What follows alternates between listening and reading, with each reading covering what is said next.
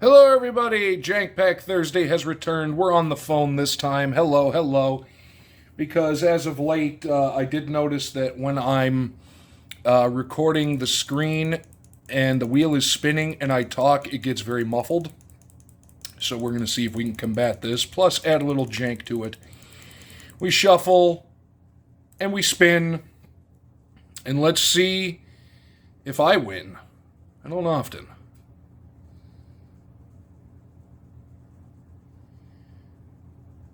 Nope. No.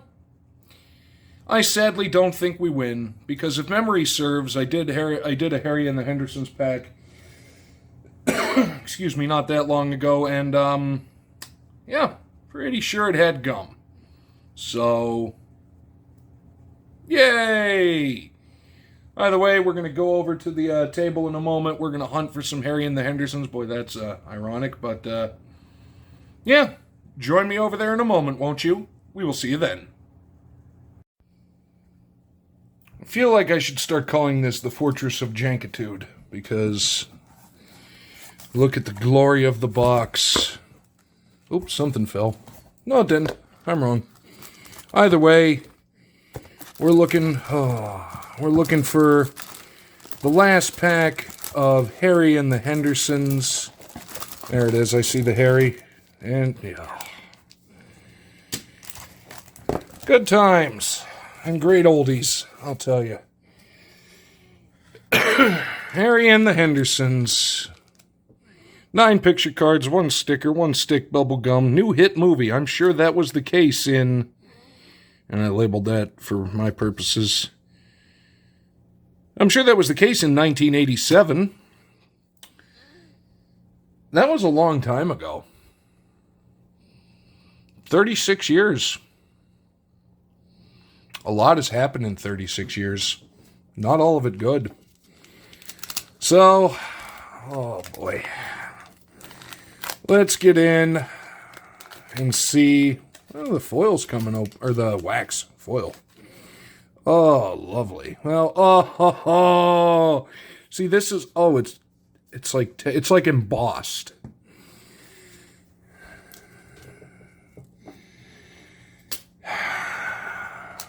Let's just move that over here. The less said about that for the moment, the better.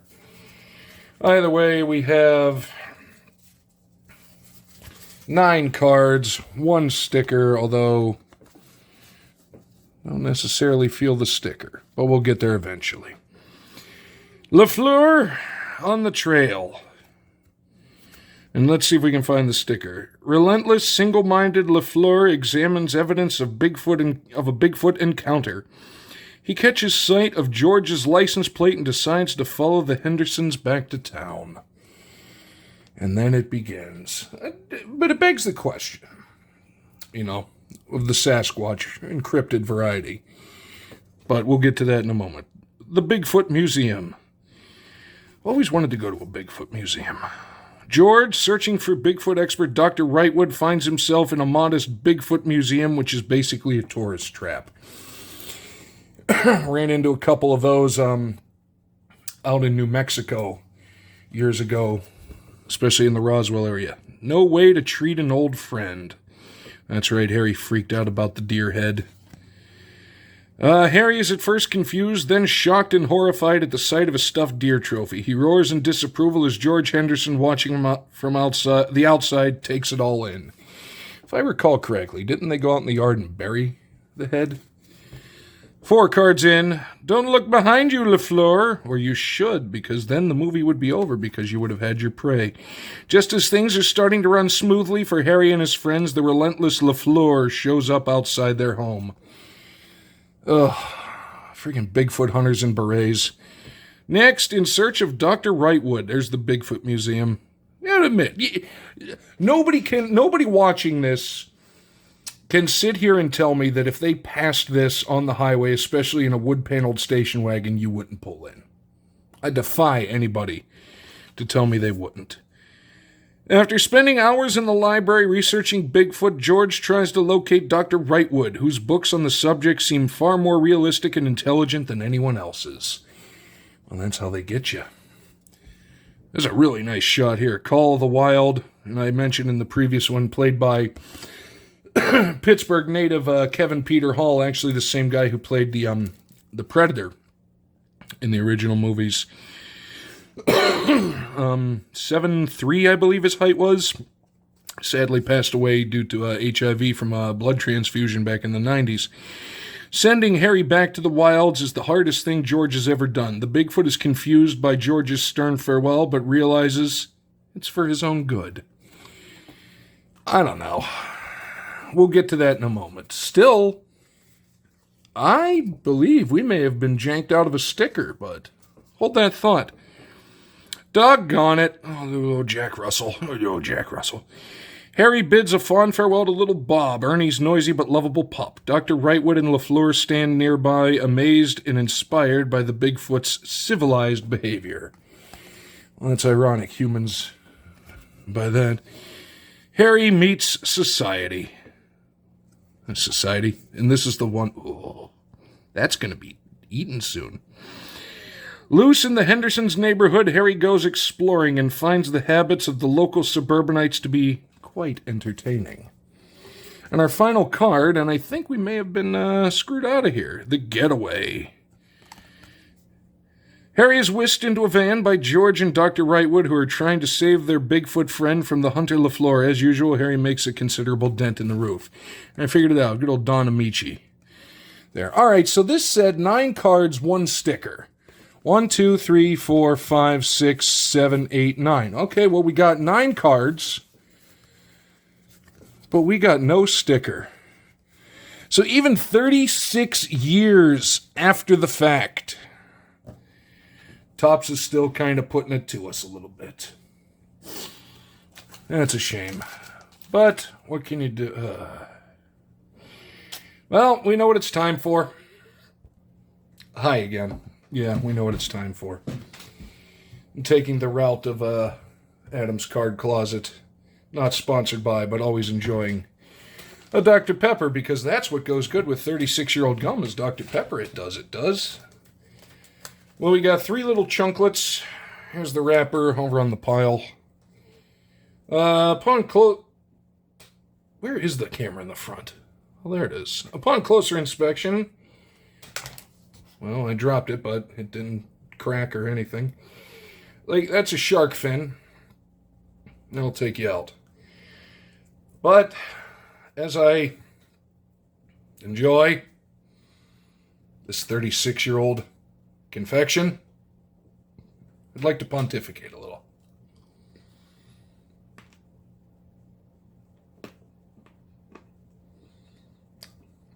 Oh, there's not as much crunch as there should be. Oh, no.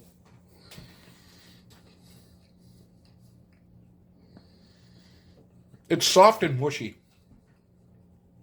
Oh. I could have done anything with my life. A little taller, I could have played in the NFL. Oh. Could have done a lot of things. Instead, here I am. Oh, my God. Go away. This is one of those perfect moments of get out my face. Excuse me. Non-sponsored drink because this is terrible. That made it worse. You ever have that when you have something really horrifically gross? It's almost like drinking orange juice after you brush your teeth. It changes you in so many ways. But it's like almost like if you take a drink of, as I would call it growing up, pop. I'm not going to argue that one in this video. There's what the rest of the world would call it soda.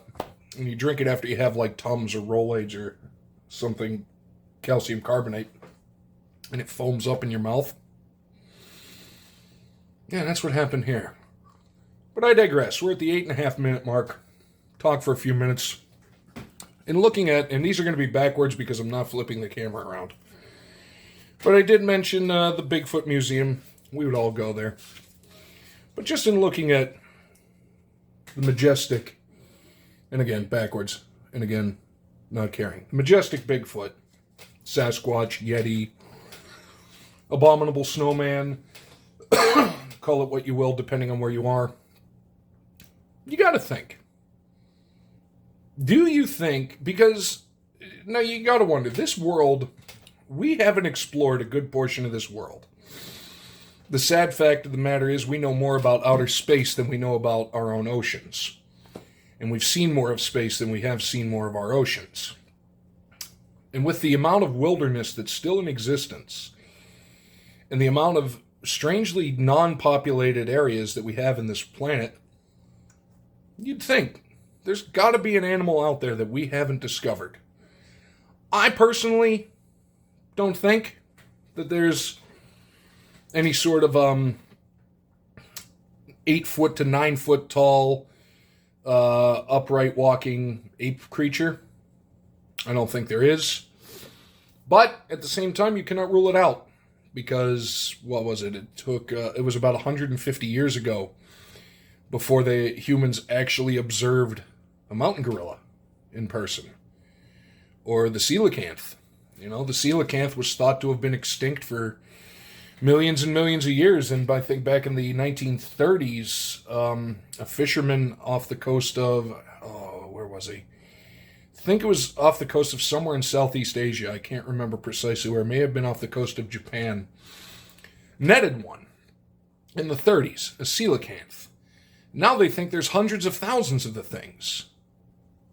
So where were they? Why didn't we see them for, I think it was like 50 plus million years? Why did we just assume that these creatures had died off when now there's hundreds of thousands of them? They're not even endangered. That's how many there are. So there are some you can kind of rule out. The Loch Ness Monster, I think, is a little too hard to explain scientifically, but the idea of a Sasquatch, I don't think it's out of the realm of possibility. And it's one of those cases, much like ghosts. There's stuff that you can't explain, but at the same time you may not fully believe it, and you can't, like this gum. Like, I don't fully believe the fact that, like, 3 or 4 minutes removed, not only am I still tasting it, still finding little chunks in my teeth. That's the real problem. That's my thoughts. Is Bigfoot real? I don't know. That said, to wrap this up, I think I would much rather eat one of the Bigfoot feet casts than whatever I just put in my mouth. You know, I really got to stop doing these on Thursdays because the weekend is coming. And I've just set myself up for a weekend. Remember my advice, kids. Stay in school. Find different shtick on YouTube. Play video games online. You're going to be better off than this. Yeah, let me know what you think about the cryptid debate. I do like them. They're fascinating. And I actually have some cards coming up in the near future about some cryptids, but weirdly not belonging in the box. But that's going to do it for Jank Pack Thursday / Zach expounds on the nature of cryptids and cryptozoology as a whole. Hopefully you enjoyed it. Hopefully somebody's still here. I might have even ducked out of my own premiere at this point. But let me know what you think down below. Hope all is well. Thank you for coming by if you did. Thanks for catching it on the rewind. Enjoy me eating terrible old gum for your amusement, and we'll catch everybody later. Take care.